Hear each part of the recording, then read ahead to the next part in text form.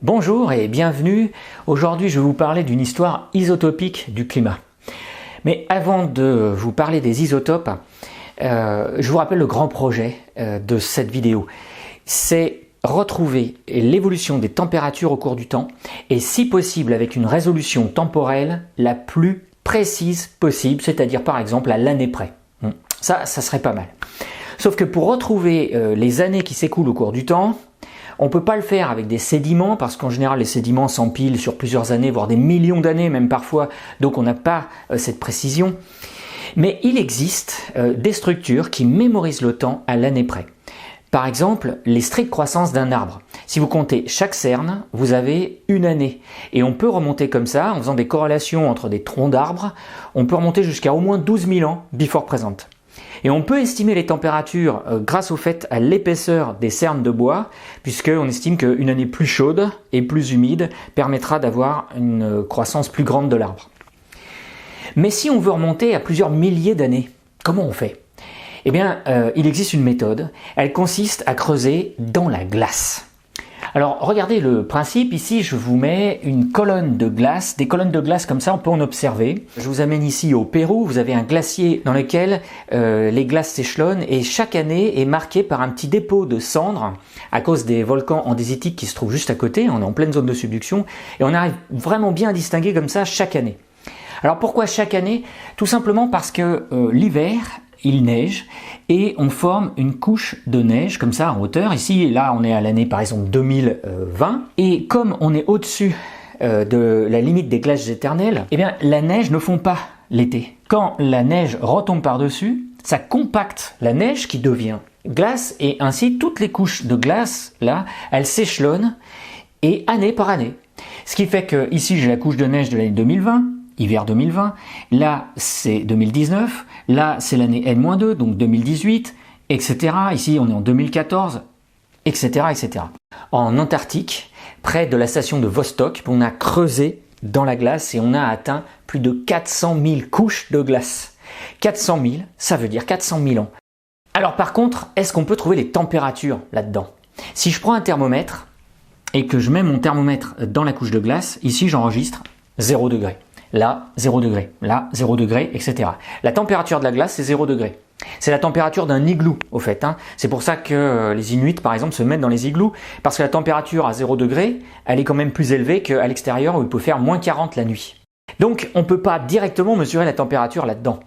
Il va falloir raisonner. Alors, qu'est-ce qu'on trouve dans la glace, au fait ? Eh bien, on trouve des cristaux de glace. Ces cristaux de glace en lumière polarisée, ça donne des couleurs, comme vous pouvez le voir à l'image, là. Ces cristaux, c'est de l'eau, H2O.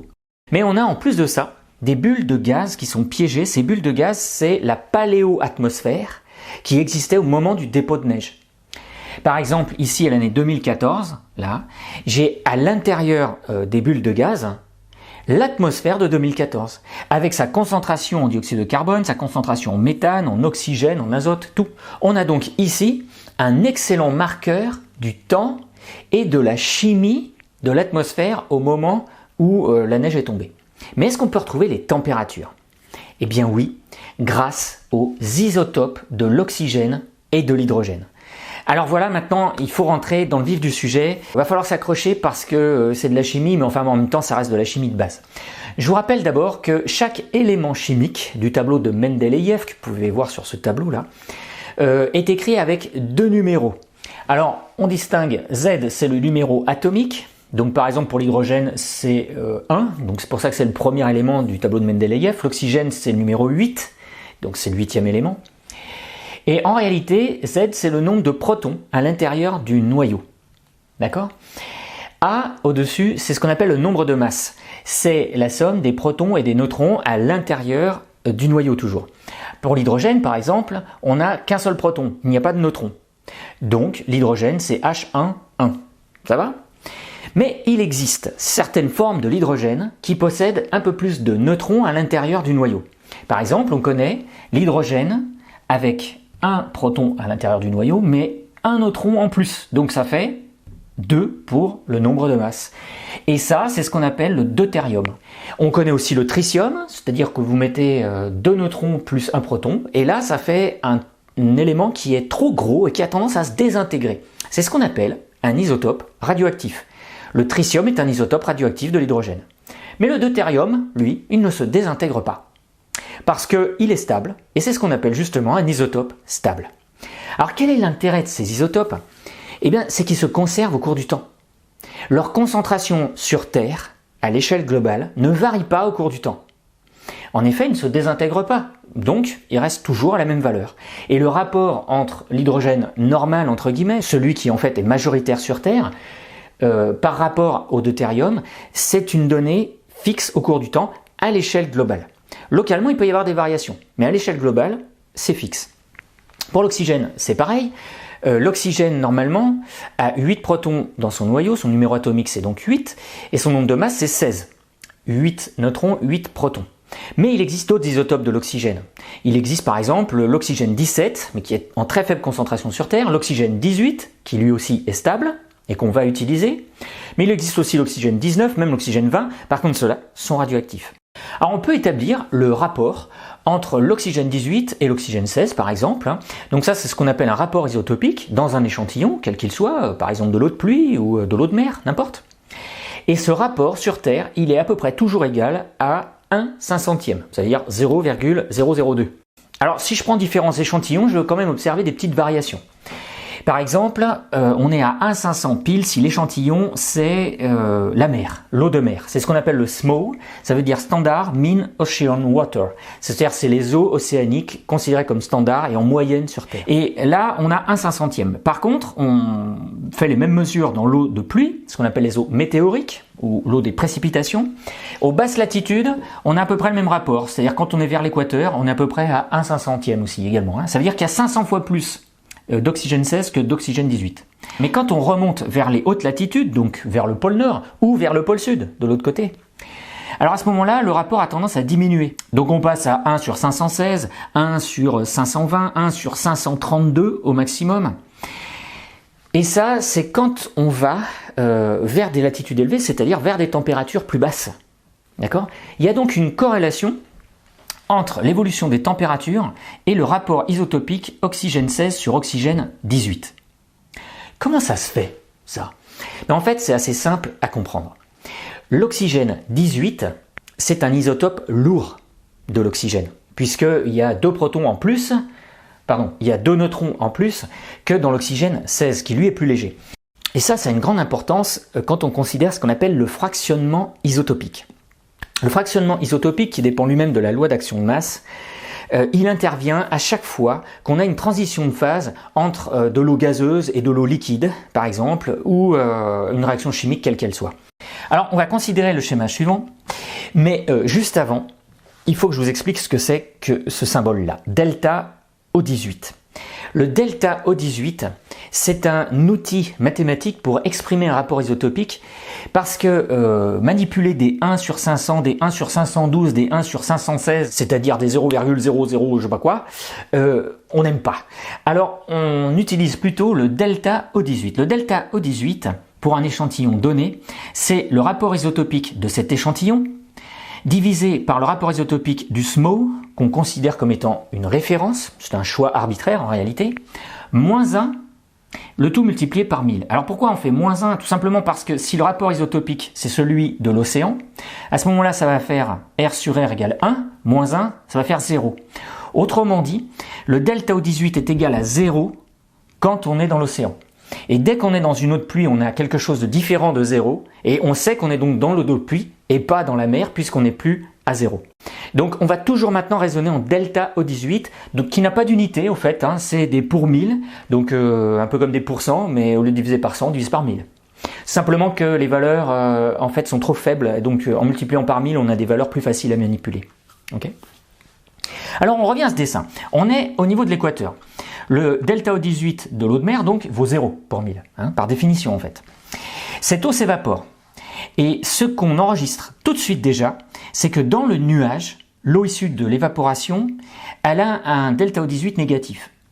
Ça veut dire qu'il y a moins d'oxygène 18 dans le nuage que dans l'eau de mer dont il procède. Pourquoi? Mais c'est tout simple. Quelle est l'eau qui va avoir la tendance à le plus facilement s'évaporer? L'eau lourde ou l'eau légère? Évidemment, c'est l'eau légère, elle s'évapore plus facilement. Donc du coup, j'enrichis mon delta O18 en oxygène 16 dans l'échantillon. L'osmo ne change pas. Et donc, du coup, si j'enrichis mon échantillon, je diminue le rapport. Si je diminue le rapport, je passe en valeur négative. Donc voilà pourquoi des eaux de mer donnent des nuages où le delta O18 est d'emblée négatif. Mais le phénomène va s'amplifier avec le temps. Dès que les nuages fluent vers le nord, ils perdent à chaque fois de la pluie, donc de l'eau, sous forme liquide. Et l'eau, quand elle tombe, elle a tendance à être plus chargée en O18. Donc du coup, j'ai tendance à appauvrir mon nuage en oxygène 18, parce que cet oxygène 18 a tendance à tomber plus vite. Et donc, forcément, j'enrichis de manière relative mon eau en oxygène 16 dès que je vais vers le nord. Donc du coup, le rapport relatif entre 16 et 18, il a tendance toujours à diminuer puisque j'ai de plus en plus de 16 et de moins en moins de 18. Vous voyez, c'est lié à la masse de l'eau tout simplement. Quand j'arrive au niveau du Groenland ou de l'Antarctique, mon nuage est fortement enrichi en oxygène 16 par rapport à l'oxygène 18 qui a quasiment disparu. Et c'est pour ça que j'atteins un delta O18 de l'ordre de moins 30. Ok ? Au fait, tout ça, ce sont des mesures. Là, je vous l'ai expliqué avec les mains, mais en réalité, on le mesure ça. C'est pas un simple modèle, c'est carrément une observation.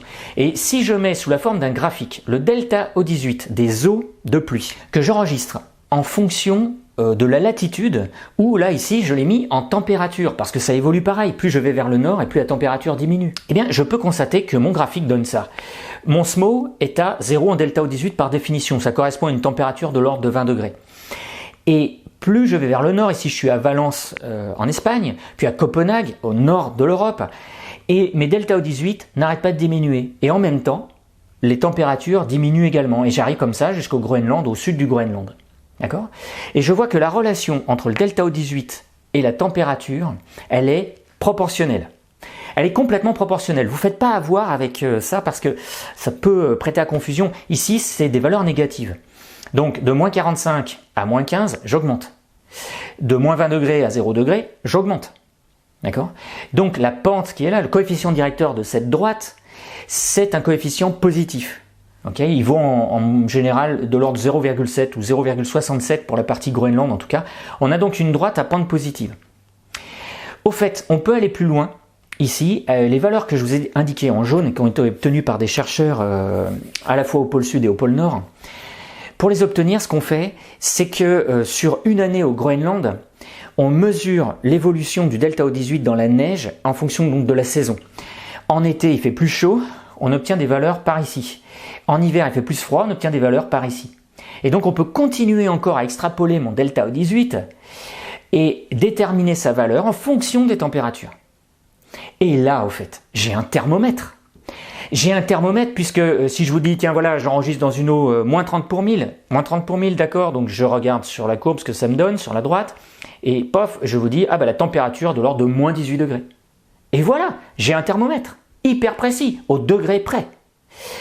Mais en plus, j'ai un paléothermomètre, parce que ce thermomètre, je peux l'appliquer maintenant dans toutes mes couches de glace au cours du temps, puisque à chaque fois dans la glace, j'ai H2O, donc j'ai un rapport H2O18 sur H2O16.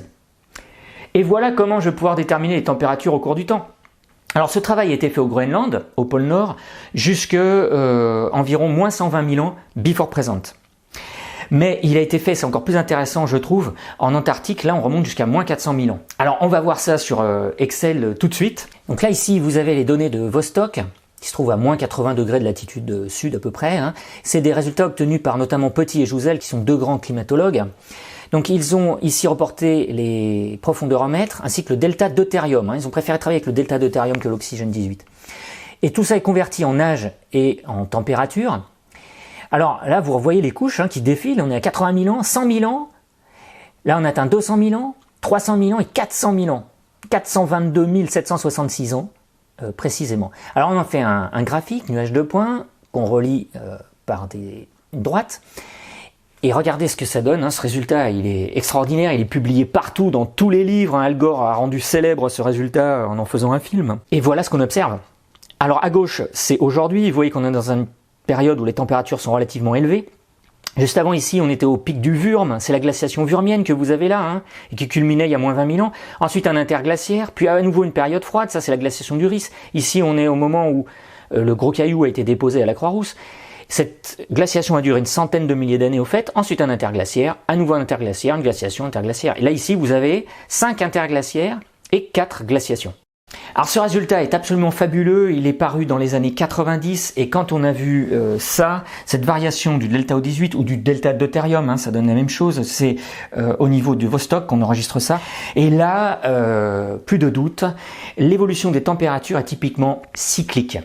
On observe des cycles de périodes glaciaires d'environ 100 000 ans, ça c'est glaciaire, ça c'est glaciaire, ça c'est glaciaire, et des périodes entre les glaciations du coup qu'on appelle interglaciaires d'environ 10 à 20 000 ans.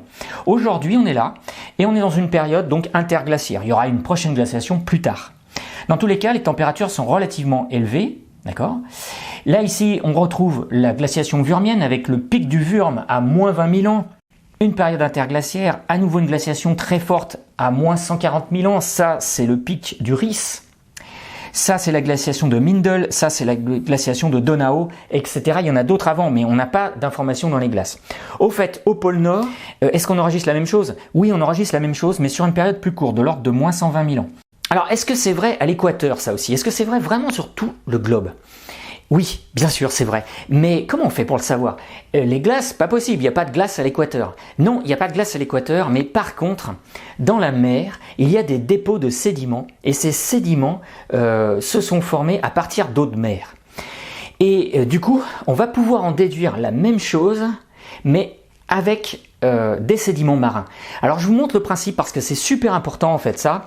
Dans la mer, près de la surface, on trouve énormément de plancton. Ça ici, ce sont des globigérines. Vous les voyez en vrai, là, vous voyez tous ces points là, ce sont des petits organismes, des micro-organismes planctoniques qui ont une petite coquille qu'on appelle un test en calcaire. Le calcaire, c'est CaCO3, donc c'est du carbonate de calcium.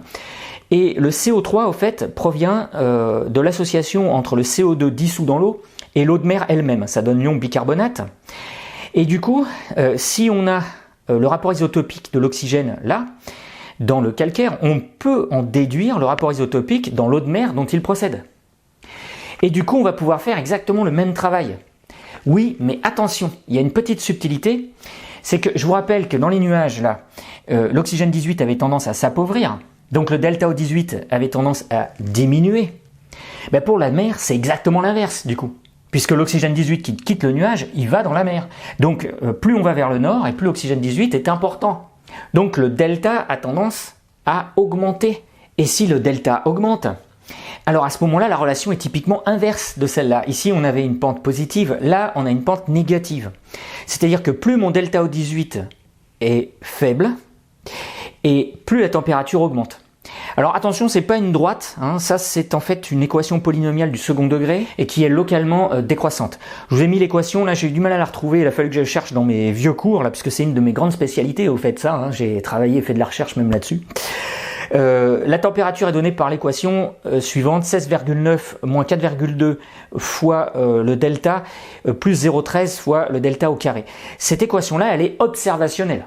C'est un modèle qu'on a calqué sur des données, des mesures effectuées en vrai.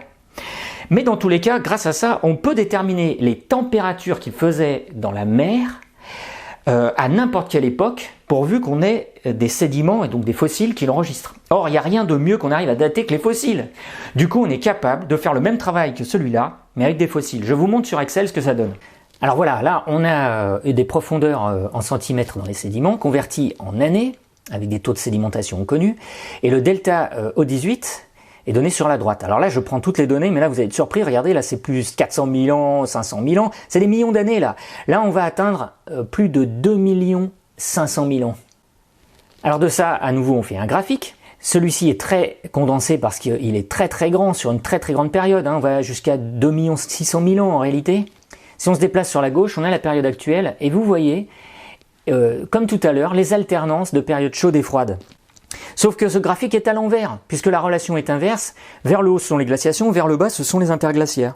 Et donc aujourd'hui, la courbe est vers le bas, donc une période interglaciaire. Alors voilà, cette fois-ci, on est bien sûr, ces variations-là, on les observe au pôle Nord, au pôle Sud, et à l'équateur au niveau des sédiments.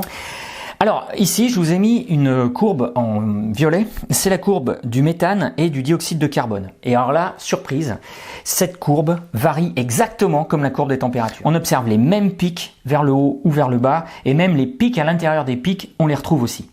Et on note qu'aujourd'hui, la concentration au CO2 atteint des valeurs qu'elle n'avait jamais atteintes par le passé. On est à plus de 400 parts pour million, là on était à peine à 300. D'accord ? Heureusement, les températures ne montent pas aussi rapidement, hein, c'est parce que la relation n'est pas linéaire. Quelle est la cause de ces variations-là? Eh ben ça, c'est très facile à comprendre. Quand on a une telle rythmicité, une horloge littéralement, il n'y a qu'une chose qui peut expliquer ça, c'est l'astronomie. Les mouvements périodiques sont toujours associés à des variations astronomiques. Et c'est la raison pour laquelle la prochaine histoire que je vais vous raconter sera une histoire astronomique du climat, où on comprendra vraiment la relation qu'il y a entre la température, le dioxyde de carbone, le méthane, les gaz à effet de serre donc, et les variations astronomiques du climat. On va s'arrêter là sur cette partie. Je vous remercie de m'avoir suivi et je vous dis à très bientôt sur 10 minutes sur.